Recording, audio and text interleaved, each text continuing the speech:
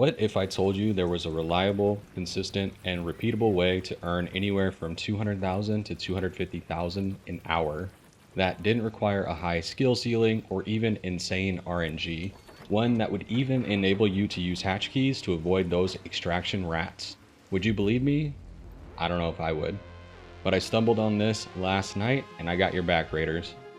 But here, look at the facts. A 21-minute raid brought me 96,000 in sell value, and a 17-minute join in progress raid brought me 80k. The goal for my content is to always provide y'all with the easiest way to earn the most points and or money in the shortest amount of time possible. It may not be the most exciting way to earn money or even the way to make the most money ever, but I can guarantee you this method is extremely simple, anybody can do it, and you will absolutely be able to make a lot of money quickly. For your equipment, you'll want a lot of bag space, at least one safe pocket, but 2 to 3 is best. Any weapon will work, but I recommend something that's a light and medium combination due to the enemies you'll be facing that drop those types of ammo. Also, make sure you pack a photoelectric cloak, a raider hatch key, and whatever meds you would take onto a regular raid. Once you're set up with your equipment, you are looking for the Prospecting Probes minor map event, which will be available on Dam Battlegrounds, Spaceport, and Bluegate. All three are great for this. The map really doesn't matter, it's the stuff that you'll find on it which does. You do not need a full game for this. In fact, joining about 5 minutes late is ideal as the probes don't spawn in right away.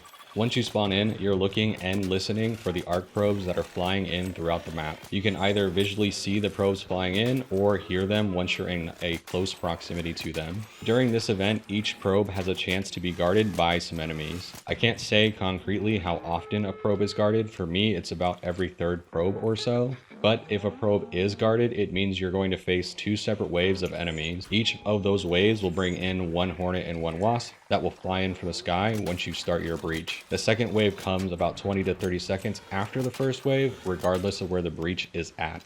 You can either break their breach in progress and take out the enemies as they come in, or you can also just stick the breach all the way through. In my experience, I found that the first wave of enemies doesn't aggro to you right away, and getting the breach complete means that the sound will stop emitting from the probe, and it means any further enemies in the nearby area won't be pulled in because of that sound. But it does come with the risk that sometimes those enemies will aggro to you before the breach is complete, and you may take some damage from them.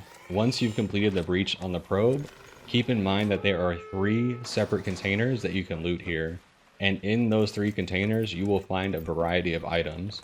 There are 3 items that you will get consistently throughout all of your breaches, and then a bunch others that are a little bit random in terms of how often they show up. You are looking to grab arc motion cores, arc circuitry, and if you want, arc power cells. Arc power cells are good for having shield rechargers. You can use those instead of the ones that you brought in. And then the random items that you will find as you search through these probes are advanced electrical components, arc performance steel, arc synthetic resin, arc coolant, arc thermal lighting, arc flex rubber, arc alloy, and advanced arc power cell. Those items are a little bit less important for this process, but if you happen to need any of your basic crafting materials, all of those items will break down and salvage into the basic crafting materials. So you can actually use these probes to farm up all of the different basic crafting materials if you happen to need that. The items that you are looking to stockpile in your inventory are arc motion cores, arc circuitry, and advanced electrical components. Both the arc motion cores and the arc circuitry will sell at 5,000 for a stack, and then advanced electrical components will sell a little bit higher at about 8,750 per stack. You also need advanced electrical components to craft your raider hatch keys, so you can also farm those materials as you do this. Additionally, the actual breach itself will drop a random item on the ground. It's usually some arc alloy, but sometimes it can be motion cores, so make sure you pick those up and grab those as well. If you are looking to salvage up for basic materials, arc performance steel and arc alloy will salvage in the metal parts, arc synthetic resin will salvage into plastic parts, arc coolant salvages into chemicals, arc thermal lining salvages into fabric, arc flex rubber salvages into rubber parts, and advanced arc power cells will salvage into regular arc power cells. Since I did need some of the basic crafting materials, for all of my runs, I kept one stack of each with the exception of plastic parts, which I didn't need, for each of my runs, and then kept it locked at that so that I could save all my other bag space for the highly valuable loot that I was grabbing. If you don't need the basic materials, your actual return on the sell value when you get back to Speranza will be a bit higher than what mine is, so keep that in mind as well. The process now at this point is simply just rinse and repeat that until your bag space is filled. Look for probes around the map, breach and clear them, eliminate any enemies that spawn with them, and then go to the next one. Now that you understand the basics of the process here, here's a few tips that I learned along the way that helped me maximize all of my runs. Always clear the area of enemies before you start the breach. It might seem insignificant that it's just a single wasp and a hornet, but with other enemies in the area and having 2 waves, it can stack up into a lot of enemies to manage in a short period of time. Avoid going for contested probes or probes that have enemies active in the area. As in, if you see a snitch scanning somebody or you see a rocketeer blasting a raider away, there is no value in trying to go for that contested probe because during this event, there are so many probes that are spawned in that it is just much more valuable to leave the contested probe alone and to go find one that is uncontested and safer for you to grab. Make sure you are actively listening as well as watching for probes to fly in from the sky. I found a good portion of my probes simply by hearing the noise as I was wandering the area. It's almost easier to find probes by sound than it is by trying to follow them as they fly in to the map. Probes that have a flashing yellow light are about to leave the map, so if you come across those and you find them, I recommend prioritizing breaching those so they don't disappear from the map and you lose that loot altogether. You can mark probes that are falling in from the sky to see how far away they are. Anything within 300 meters is usually okay to run to. Anything outside of that range is really up to you. Probes that have been breached already are worth searching as long as you're not running far out of your way to do it.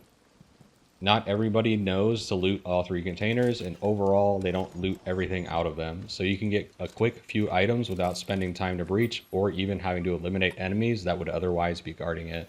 As far as I can tell, probes will spawn in the same locations between games. It's just the timing of when they fly in that seems to change round over round. So once you learned where a group of probes are, make sure you go back to that location in the next game and check out there as well. Avoid breaching probes that are near large arc enemies. It's really not worth the stress of aggroing that big arc enemy. But if you happen to want to throw caution to the wind and go for it anyway, I recommend having your photoelectric cloak ready to go. It will help you get out of a bad situation and can totally save your entire run.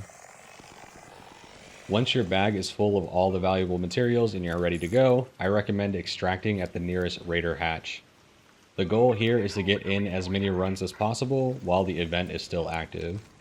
You really have diminishing returns the longer you stay after you've already filled your bag up with the valuable loot. The value is really from that early game push, getting all the loot that you need to fill up your bag space. I recommend not unloading your bag. Leave all the items in it so you can just sell everything from there. It saves you a ton of time from searching your stash to do the same thing.